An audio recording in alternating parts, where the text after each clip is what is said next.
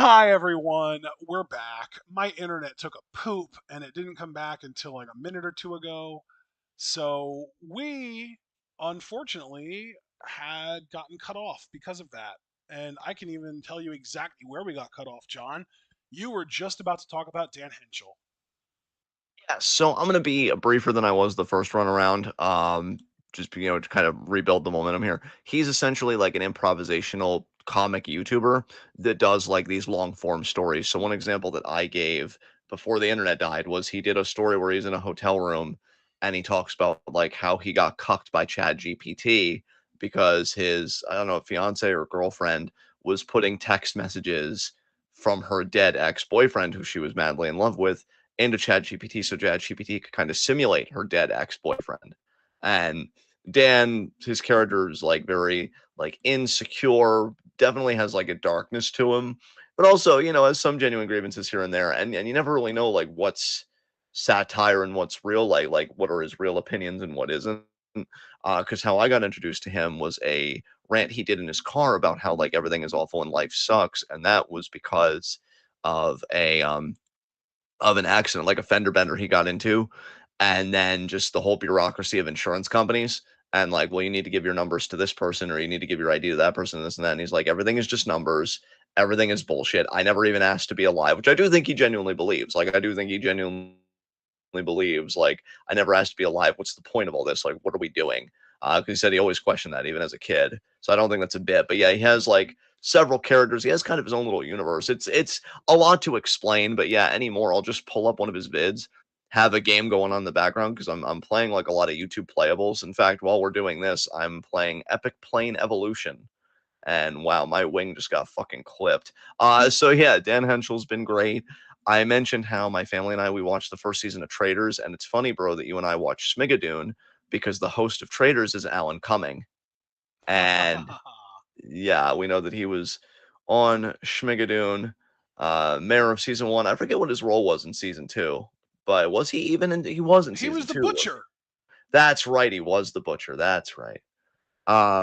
And so yeah, that was that. I did Pantheon with the family.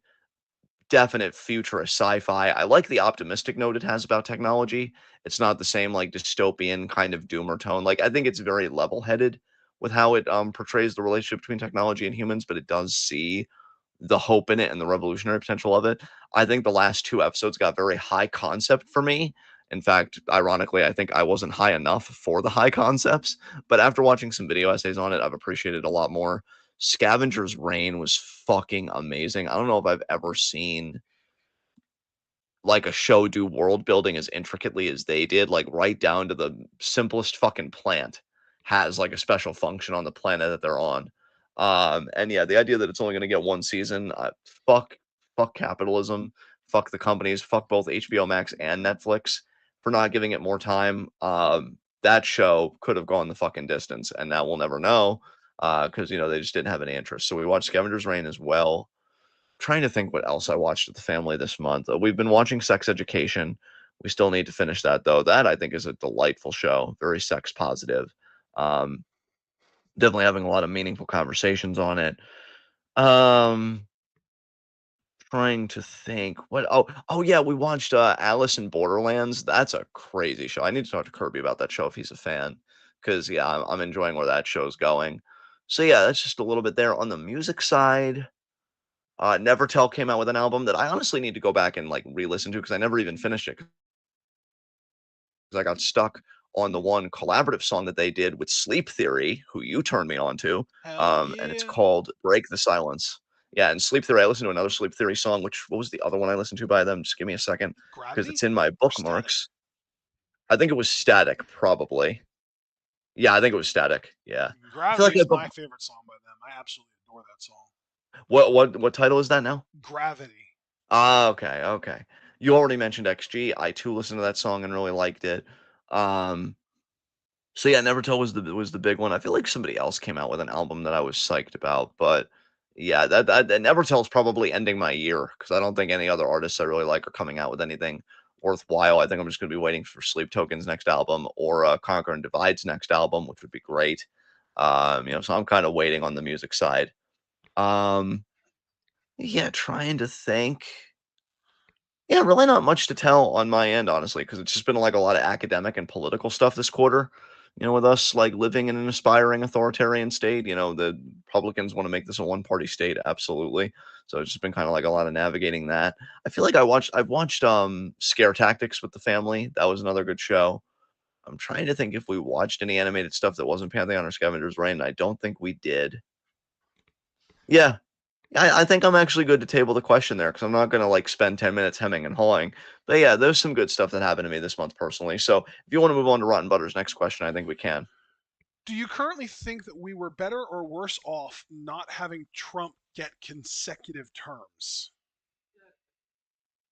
It's funny because I feel like what he's doing now, he already had planned for the second term. So I feel like we would have ended up here regardless, given the system that we have. That's interesting Um, because I feel like the time between his terms gave the what's the organization behind Project 2025? British Foundation. Yeah, it gave the Heritage Foundation time to really recoup and game plan even harder. Yeah, that Um, is true.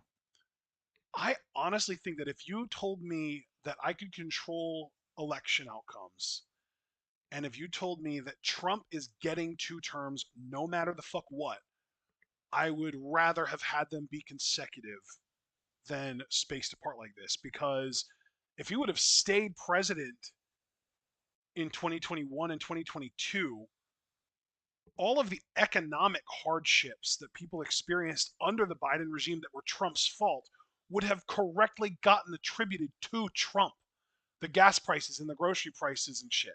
That would have Yeah, actually gotten correctly attributed to Trump. So even though there would have been a few tiny, like,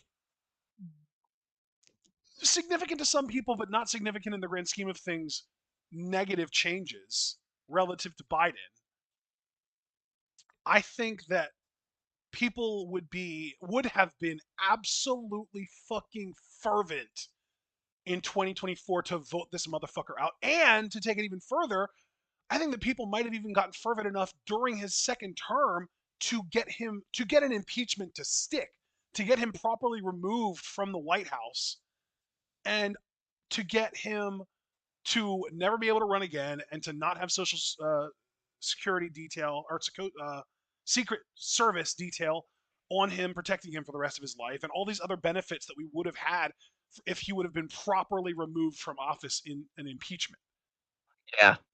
And then like Mike Pence would have taken over, and like, yeah, he has some scary beliefs, but I also don't think that he is like I forget the word, but I don't think that he believes so deeply in his convictions that he would have been willing to govern by them, if that makes sense. Right. You don't think he's like as extremist or as like even like fucking Yeah. ideological, like as Yeah, far as yeah. commitments? I think like, yeah, obviously Mike Pence being the president of the country would have been bad, but like it would have been better than this by a lot. And Yeah. then people would have been so worked up into a fervor by 2024 that the upside is that the Democrats definitely would have won. The downside is they knew that, they would have known that, and they would have run whoever the fuck they wanted. They might have literally thrown Hillary Clinton out there low key. But It's an even yeah. then though, that's still better than what we're dealing with now by a lot. That's another problem I have with the Democratic Party, though, because other people have mentioned this. Like, you can see that in free and fair elections, they would spank the Democrats right now in midterms from what I'm seeing. But like, Other they're way around, the coasting. Democrats would spank the Republicans. No, that's what I meant to say. If I misspoke, I apologize. They would spank the Republicans, but the problem with that is they're just coasting on the rival party being horrendously bad Yeah. rather than putting Well, forward that's any been the positive story vision of for America. decades now, though, is Democrats basically running on, well, at least we're not them. Yeah. And that's not enough anymore. Like, you need a positive vision of the country. That's why Yeah. democratic socialists, or really, I think it's more appropriate to say social democrats, but I'm not here to argue semantics, are gaining popularity because, they're talking about Well, and universal health care, I'm universal sorry, you education. continue. No, yeah, I'm just saying that they're putting forward more positive doctrines, more positive policies rather than the neoliberal status quo, which is what precipitated these conditions in the first place. So, what were you going to say, though? I also think that if Biden would have lost the 2020 election, it would have maybe hit a little bit more home to the Democratic Party that you can't just run on not being Trump and that you have to have an actual fucking policy. So maybe the 2024 candidate would have been better. We would have had an actual Democratic primary this past year, so we could have actually gotten somebody who won their nomination rather than just being nominated by default for being the vice president. Yeah. That's my big thing. Is like I don't know who the Democrats would have run, but I know that they at least would have been chosen by vote rather than by privilege in some ways. Yes. I mean, because that's the thing. I enjoyed the I really shouldn't even say enjoyed. That's too strong a term even there. I appreciated and respected from a strategic standpoint the first half of Kamala Harris's campaign, and then I've done nothing but shit all over the second half. But it doesn't change the fact that she wasn't really democratically elected by the voters. It was just kind of she was the default option. Like I still to this day I would have liked an open primary because I feel like at this point, given the data and everything we've seen, it just seemed like Trump and co kind of had this in the bag, and who even knows about election interference, which I know is a big bugaboo for like a lot of Democratic voters. But like I just want to see, well, really, ideally, what I want to see is socialism prevail. But in this fucking hellish duopoly, I would at least like one of them to give a fucking shit and to really be energized, and preferably, obviously, the Democrats, because the Republicans, as you mentioned earlier in an earlier question, they do give a shit. They just give a shit about the most heinous shit. Like, yeah, let's do the deportations, let's do the austerity, let's et cetera, et cetera. Um, so yeah, it's just it's discouraging. I can really see your point though about like why it would have been better for consecutive terms. Um, but Yeah, unfortunately because that it just wouldn't didn't have happen. given the right a whole 4 years to regroup and plot the fucking revenge thing that they're doing right now. It's fucking crazy because like they really did have a comprehensive doctrine. I mean, literally, Project 2025 was available for anybody to read, and I only got through Yeah. 9 pages because I really couldn't stomach it. Your And mom that read was more than I available for did. people to read from like 2023, as early Yeah, as like maybe even 2022, honestly, and I might just be misremembering. yeah, like it was out there, and Yeah.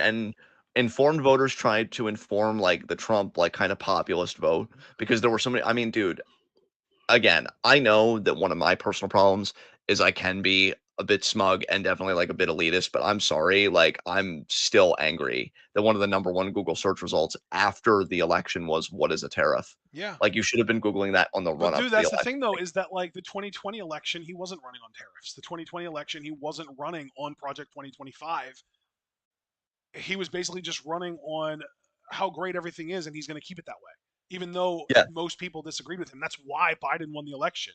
But if they would have cheated in 2020 the same way that they cheated in 2024 and gotten away with it, and Trump would have kept his job for another 4 years, the world today, I genuinely believe, would be in a better place because this whole right wing movement that we're seeing would have gotten cut off real quick.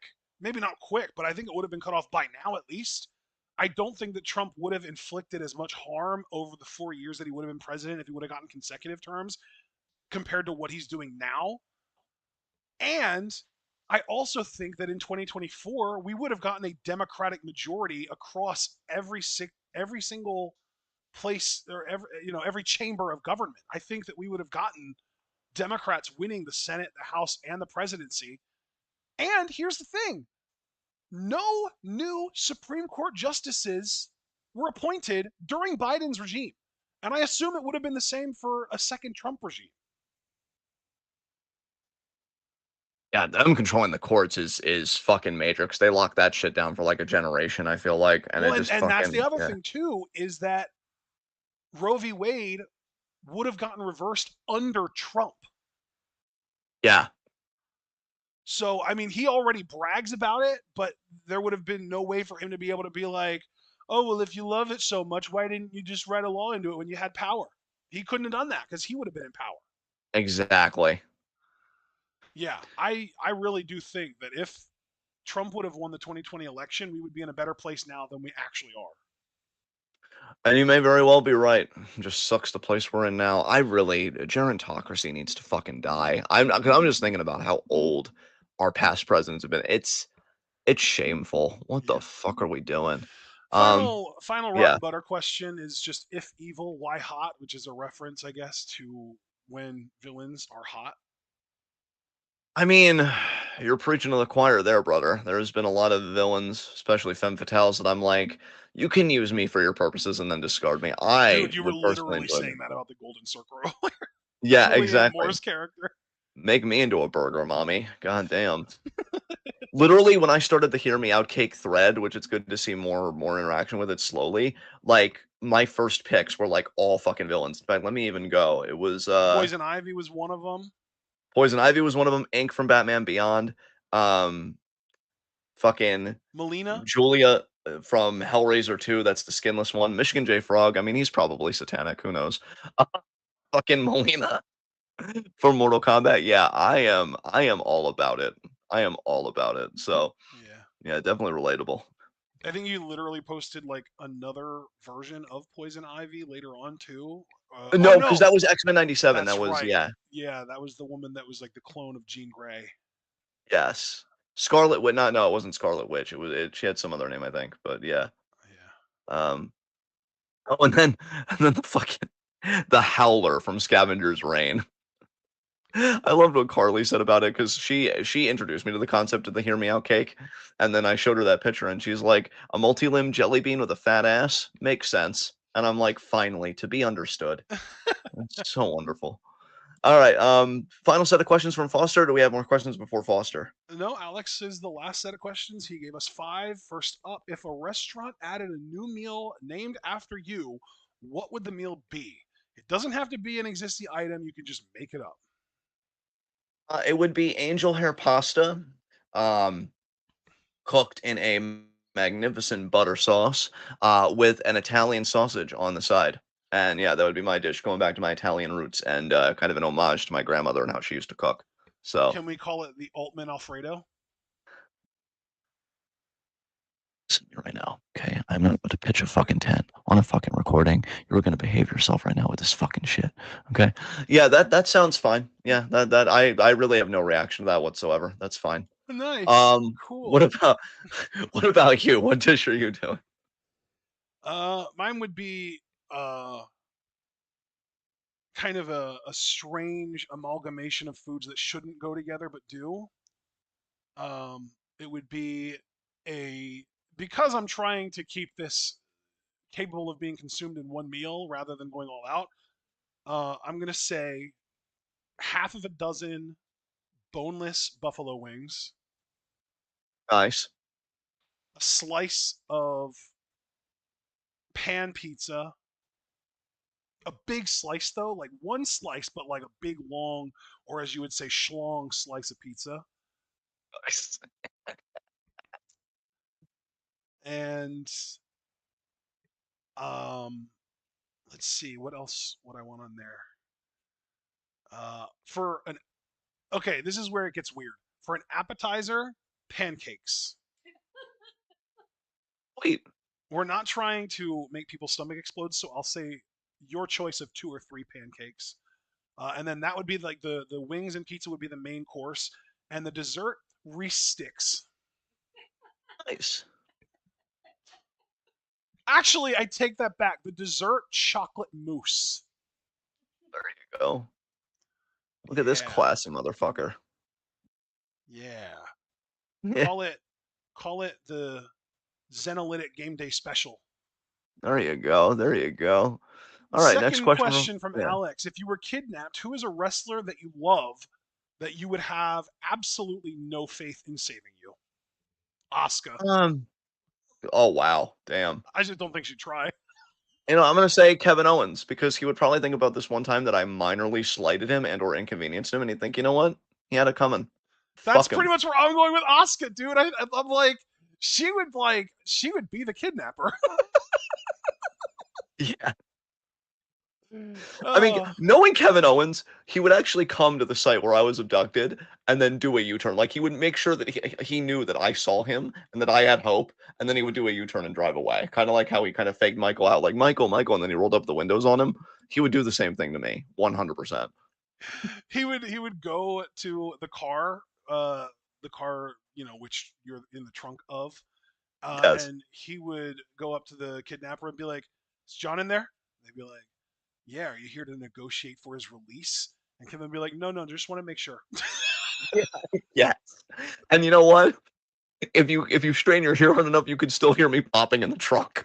'Cause I You think would, that was you would. He'd say, "Oh, okay, no, no, I just wanted to make sure," and you'd giggle your ass off. I would. And you'd be God, like, God, even like this, he still just gets me. he does. Like Why Emma am Stone's character in Zombieland when Bill I? Murray got shot. I would have this like maelstrom of emotions inside, and then I'd be like, wait, why am I proud of him right now? What the fuck? What even is self-worth? Oh man. Third question from Alex. If everything in the world was fixed tomorrow, what is the first thing you would do? Have the best sleep of my fucking life. I've already mentioned before how I consider myself to be a pretty antisocial human being. So, like, if I knew that the revolution like had succeeded and everything was fixed and that people were taken care of, I'd probably be even more antisocial. I'd be like, you know what, cool, enjoy it, guys. We earned it. I'm just gonna curl up with a book until the day I die, and like that would be me. I'd be able to do everything I do now, but far more comfortably, conscientiously speaking. Like my conscience wouldn't be like, "Hey, John, you should really be doing more. Hey, John, you're kind of a shit leftist. Hey, are you promoting communism?" And I'd be like, God, just let me enjoy things. So knowing that everything was fixed, I'd be like, yeah, you all party. I won't be fucking indoors with the book. Congratulations. Long live communism. Fucking down with the capitalists. What about you, man? What would you do if you knew everything was fixed? How would you celebrate? How would you kind of take it all in? Probably weed. Nice. And Look probably at just do you. gummies, honestly. I'm not trying to fuck my lungs up with smoking, but yeah, I'd Look at probably you. try.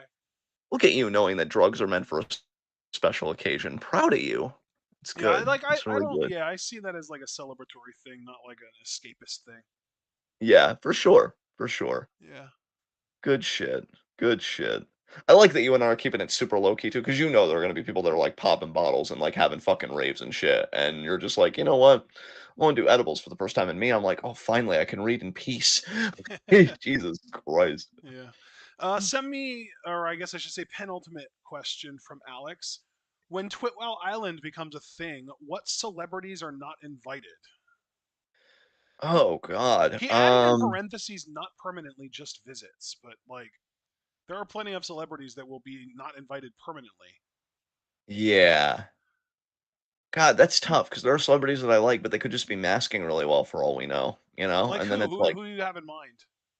oh God. I mean, I can't even name a name. I'm just Well, saying, like, there are, you know, okay. Well, okay. So this is more a question though about the opposite end of the spectrum of what are the celebrities that you know you don't want around? And like Taylor Swift comes to mind for me. yeah, I don't trust her. I mean, anyone who's openly promoted Trump or right wing ideals is obviously banned. Yeah, for sure. Um, Are there any celebrities that are not right wing or Trumpists that would still not be invited for some other reason? Because I have a name.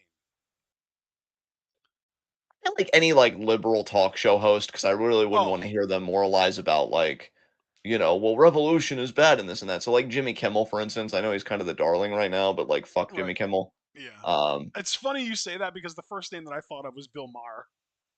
dude, he's fucking insufferable. I Oh my God. cannot stand that dude. I know. Yeah, we'll invite him to the island to take care of him, show him my point of view.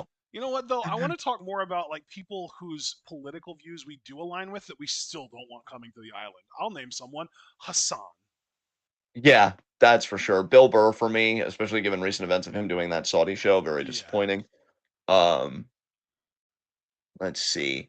As much as I hate to say it, probably Morgan Freeman. I've loved Morgan Freeman He's a long time. old though. He's an old head. He doesn't need to be Yeah, around. yeah.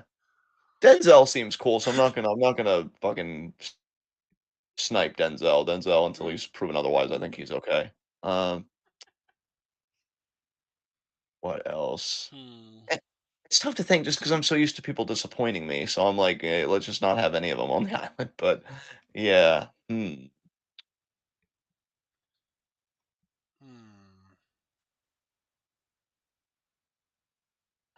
Mm, Oh, what was because I really liked her in that one movie, but what was her name?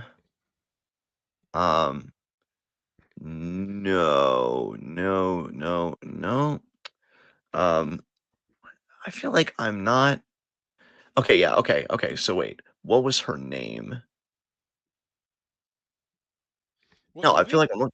Yeah, I'm looking for a movie, but, like, no, it's the wrong fucking okay, you know what? I know what movie I can look up. Okay, that there we go. There we go. Can we oh, no, it's not gonna there's an actress that I know actually got called out. Mia Goth, I wouldn't want because she actually got Oh, called out recently for being, like, very abusive and having anger issues, and she took it out on, like a staff worker, and I'm like, "Well, fuck you then." She's also apparently with Shia LaBeouf, who also skeeves me out. Um, oh, you know what celebrity? Just because again of their liberal like talking points, probably like low key Blue Lives Matter energy. John Bernthal, and I love John Bernthal as an actor, but I don't know if I'd want him on the island. yeah. So yeah, John Bernthal. Yeah, actually, that's going to be my resolute pick because I've really struggled with this question. So I'm just going to say John Bernthal. You got my mom to go, "Oh, that's a shame." So there I'm you go. sorry, bestie. Yeah, That like was a good pick, though. It was a good pick. All right. yeah. Um, I think I think we can move on. Honestly, final question from Alex and of the entire Q&A: if you guys became supervillains, what would your weakness be? The same weakness that it is now. I'd say beautiful women. If there was a beautiful heroine coming to stop me, I'd be like, you know what? I surrender. I see the error of my ways. I was wrong the entire time. Yeah, I just got to be true to life. I think either that or just, again, if I'm being smug about it, excessive ignorance. Like if somebody just put me in a room where every opinion was wrong, and like not even opinion, but just like every idea they had in their head was wrong, whether about like climate or disease or whatever, I'd probably surrender. I'd probably be like, just put me anywhere but here, please. So yeah, extreme ignorance and beautiful women, my two kryptonite. So what is your weakness? Comfort. Ooh, that's clever. I am extremely averse to discomfort to the point that I would genuinely consider it to be a character flaw. Okay. So any situation where somebody is able to put me in extreme discomfort doesn't even have to be physical. They don't have to like lock a submission into me or anything. I can handle physical pain, but like very uncomfortable or awkward situations, I'm probably tapping out, You know what? That's fair. receding into myself, kind of stuff. You know? Oh, so if you were in a room full of RFK impersonators that are like on my level, you'd probably Oh recede into yourself and be no, like, "Oh absolutely god." yes, yes, 100% yes. I'm already I've been tapping so out to the mere thought of such a thing. I was so tempted when you kind of like threw the gauntlet down in free talk. I was so tempted to record a version of the Arthur theme song in my RFK voice. I already came up with some lines too. Let me see if I can do one just for the Q&A because it's my last quarterly No. one. Uh, oh, if you don't want me to do it because you're seeing it yourself, I won't do it. Can But you yeah. do it? You're gonna do. You know what? Let's compromise. I want to hear the lines, but don't do the RFK voice. Okay, I was gonna be every day when you're walking down the street, everybody that you meet is healthy and anti or healthy and unvaccinated, and then it was gonna be same lines and things like so. It was gonna be like splicing the actual lyrics with my own stuff. And then I had another line where it was like, "Hey, what a wonderful kind of day where we learn to work and play, and no one's taking riboflavin." And so yeah, I kind of definitely had some fucking ideas there of like Wait, is RFK. RFK against riboflavin? Yes, he is. He thinks it's one of those ingredients that because you can't pronounce it, it's bad for you. Of course he fucking Even though it's like vitamin what, B2 or B6, did. like It's one of the B's for sure. yeah, and it used to be the bee's knees until RFK happened. Oh no. But yeah, I had a whole thing planned and I was going to do the voice, and I'm going to be honest, and this is probably a character flaw in me. I kind of pitched a tent thinking about how uncomfortable it was going to make you, and I don't really want to look inward about what that means. So fuck you. Why But are you yeah, fucking me? I didn't even say anything. people thinking it. So fuck your wrong think. Wow, I'm acclimating to this new Wow. regime perfectly. Um, so, so yeah. But yeah, when you were like singing as RFK, first of all, you even asking that popped me so fucking hard, and then I'm like, I kind of want to do it, but then I didn't, and I feel like it was a net positive for humanity. Yeah, I agree. I squeed again. Thanks for covering it, Crisp. Oh, me sad Yeah, now. yeah, life's full of disappointment. Welcome to the world. That was a Kevin Rudolph song. God, he's kind of doing rock now. That's kind of a weird thing with Kevin Rudolph. He's kind He of redone always his did songs. sort of do rock. Yeah, but he's leaning harder into it now. He's redone his songs and they're like, I don't know, edgier. And it's like, Kevin, you're old. Like, just make new music. What are you doing? What is anyone doing? What am I doing? Why do I judge people all the time? Fuck. I don't know. Oh, It's a whole thing. this took a turn for the weird. It did. The only way our final quarterly Q&A could go. Okay. Yeah, I'm right. Possibly. I don't know. I could be wrong. Either way, though, Foster's beautiful, and I'm glad that he main evented a final fucking Q&A because I feel like Foster hasn't been main eventing lately. Because who's been main eventing lately? Yeah, it doesn't really matter probably. But yeah, good on you, Foster. Do you want the Good on you. answer or? I mean, I didn't know if you had it or I didn't want to put you on the spot with like a weird question that you couldn't have the answer to. But if you have the answer, tell us. Well, Alex Foster did main event the last one, but the one prior to that was Rotten Butter. You know what? That's cool.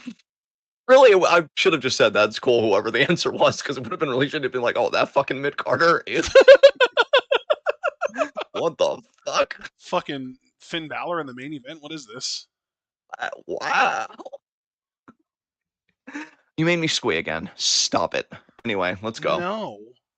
Wow. Maybe rude? I haven't decided yet. Who All right. cares? Politeness is a fucking weapon of whiteness. You have no idea the conflict you just set off in me because I so badly want to tell you to eat shit. But you're also correct. So it's like, god damn it. I hate those moments where I want to be confrontational with you, but fundamentally where it matters, you're right. Like, just fuck all the way off with yourself and your face. Because then I look like the piece of shit. Oh, what are you, John? Anti-racist? Well, no, but it's his face, and like it makes me aggro, and like you don't understand. Okay, there's a lore to this, and fuck you. And you know, it just There's a lord of this, and fuck you. you just blow up my spot completely, and then being like, I don't know why John says I'm his favorite douche. I'm not a douche. You know what you fucking did. Anyway, let's end this Q&A so that we can do this every week now instead of quarterly. So thank you guys so much for joining us. We appreciate you for keeping the quarterly model going for as long as you did. You said this was what, Ashton, our 12th quarterly Q&A? 11th. Wow, just call me wrong on everything. That's cool. Do you So want me to let you stay wrong? okay, you can subtract 2% of the tone. But yes, our God damn it, I have to get it together. Get it together right now. Get it together right now. It was our 11th quarterly Q&A. We appreciate everybody that asked questions. You're all beautiful, and we hope that you keep it up now that we're switching to weekly, which will be a lot easier to talk about because I'll have better retention, hopefully, of the shit that we actually fucking watch and do week to week. Yeah. Um, so be sure to like the video as you file out, subscribe, click the bell icon for notifications so you miss any of that TWitWoW goodness. Check out everything we're involved in the description box. Follow us on Blue Sky and Twitch because we are the best wrestling podcast in LAWC. And we'll see you guys again for In Review at 10:30 on Saturday. Be good to yourselves and each other. Tune in and peace out.